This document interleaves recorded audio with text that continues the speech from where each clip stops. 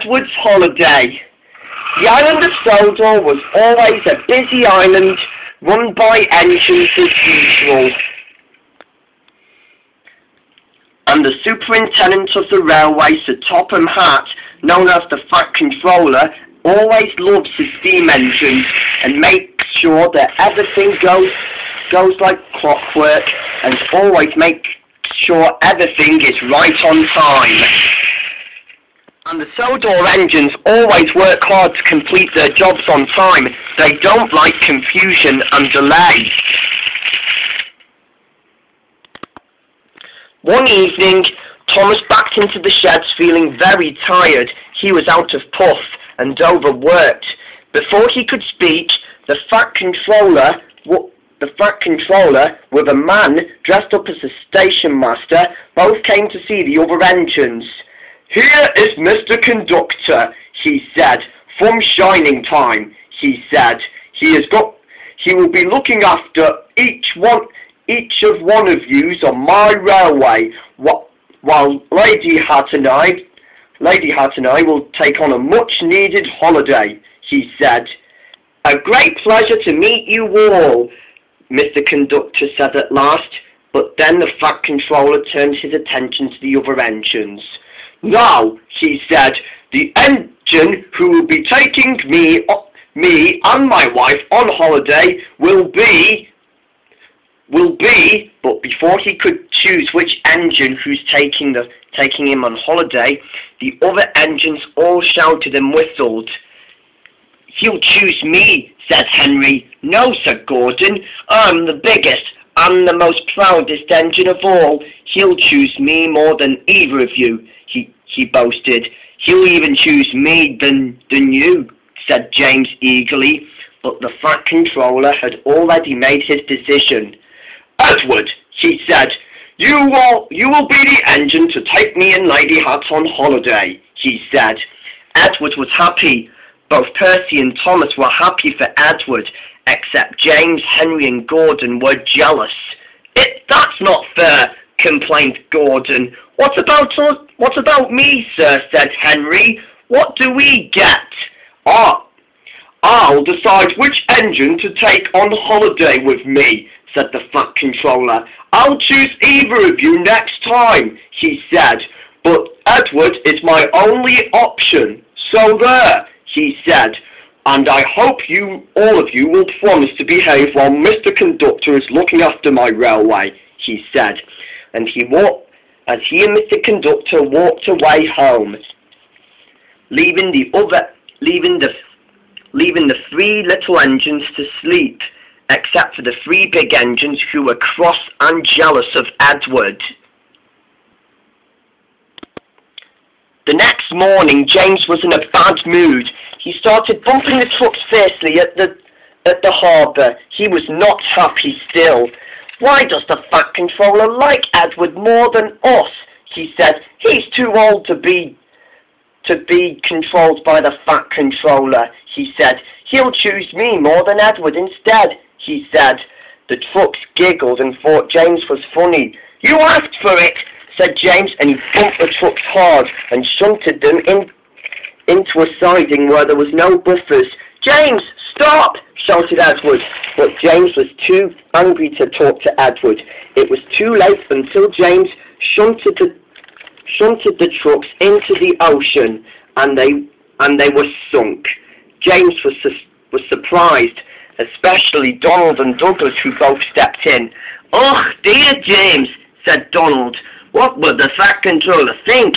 He might not want to take you on holiday next year if you behave like this," said Douglas. "You're right," said James. "You're right," said James. "Now what could I do?" he thought. "I'd better do something before he comes here," he thought. Unfortunately for James, it was too late. They brought in a floating crane to lift the trucks out of the ocean, and the Fat Controller was not happy when he discovered what James had done. "It wasn't my fault, sir," said James. "Donald and Douglas must have been coming in very fast, and Edward must have been on the wrong platform, and Enough, James, snapped the Fat Controller. It wasn't Donald, Douglas or Edward who caused this accident. It was you. You will stay in your sheds until you are wanted. Now Henry will have to do your work as well as his own. I am very disappointed in you, James. James felt upset, and he decided to sulk in the sheds for the next day. After that, the Fat Controller and Lady Hat and Edward were now on board on a ship that would take them on holiday to the countryside. The other engines all whistled goodbye and farewell to the Fat Controller and Edward as the ship departed for the holiday at the countryside. They all said their goodbyes and toots to Edward, the Fat Controller and Lady Hat until the ship disappeared into the sunset. When one of the ships from Brendon Docks arrived at the countryside, they arrived at a dock area with a crane. The Fat Controller shouted out to call one of the dockmen for them to lift Edward and his tender with them so that they could be put on the tracks. It took a long time for Edward and his tender to be lifted on the rails with Lady Hat and the Fat Controller on board him, but it was a success. As their ship departed back to Sodor, the Fat Controller and Lady Hat climbed aboard Edward. "Where to now?" asked Edward. "Let's go to the woods," said the Fat Controller. "It would be a nice start before we find somewhere to sleep for the night." And Edward puffed away.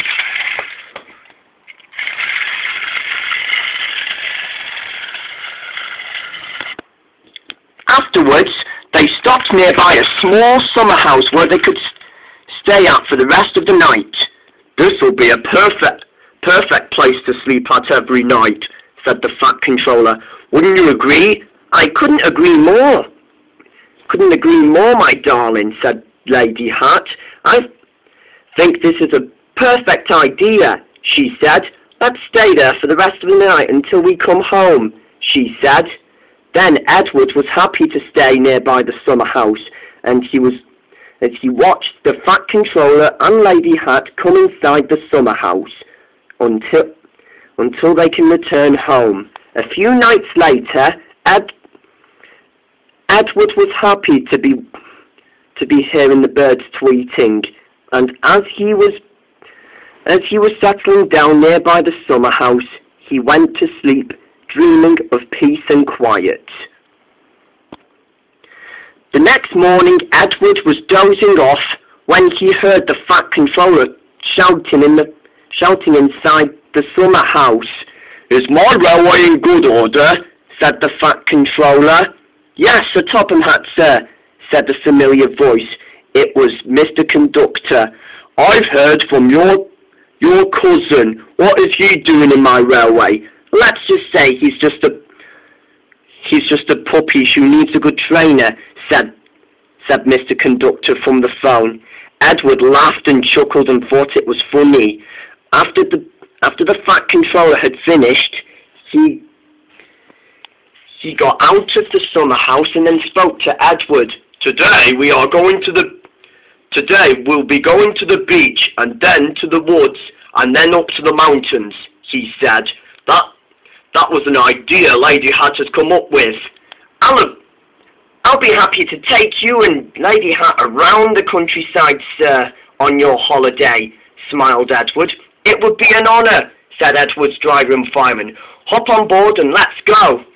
"As you wish," said the Fat Controller, as he and Lady Hat climbed aboard Edward's cab, and they set off to the pine woods, to the beach, and to the mountains. Moments after, Edward had already taken the Fat Controller and Lady Hat to the woods, and then took them to the beach after that. And then afterwards, after departing from the beach, Edward took Lady Hat and the Fat Controller up to the mountains. When they arrived, Edward stopped and realised that he could see the view from the mountains. "This is relaxing, my dear," the Fat Controller said to Lady Hat. "Oh yes, indeed," she said. "What do you think of this, driver and fireman?" But Edward's driver and fireman were too busy drinking their cocoa. Edward was enjoying this when an awful thought struck him. "I hope Mr. Conductor's looking after my friends and the railway back there," he said. "And I'm also worrying that Diesels might take over," he thought. He was still worried when the Fat Controller overheard him. "Don't worry, Edward," said the Fat Controller. "Mr. Conductor is doing fine," he said, "and the trains are running as usual, and my engines are right on time. Enjoy the rest of this holiday for now until we come back a few days later." "As you wish, sir," said Edward bravely. Until Edward was happy to be enjoying his holiday with the Fat Controller and Lady Hat. Until a few days later, he felt sad of leaving, but he was happy to come home. The Fat Controller was too busy talking to Mr. Conductor on the phone. "We're coming home," he said. I'll meet you at the sheds tonight," he said. "Yes, sir," said Mr. Conductor, as the phone was put down, and then Edward, who had Lady Hat and the Fat Controller on board him, departed away from the summer house to make their journey home to Sodor. Sunset approached. The ship that took Edward, the Fat Controller, and Lady Hat on holiday to the countryside had took them back home to Sodor. The Fat Controller and Edward and Lady Hat were happy to be home. Just then, they saw Thomas approaching. "Edward," he said, "my boy, am I glad to see you." "I'm glad to see you too, Thomas," said the Fat Controller. "Ah, Thomas," said the Fat Controller, "there you are. Now go tell Mr. Conductor and the other engines I've arrived," he said. I'll be coming back to have a word with him." "Yes, sir," said Thomas, and he puffed away to tell the other engines the good news. The evening broke out, and as Edward backed into the sheds, the other engines whistled welcome home to their old friend. As Edward came back to the berth of his shed, the Fat Controller and with Lady Hat both congratulated Mr. Conductor.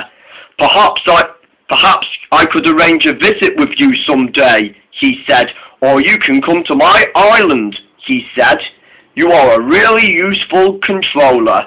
"Thank you, sir," said Mr. Conductor. "I guess that's goodbye for now," as he blew his whistle and his gold dust made him disappear.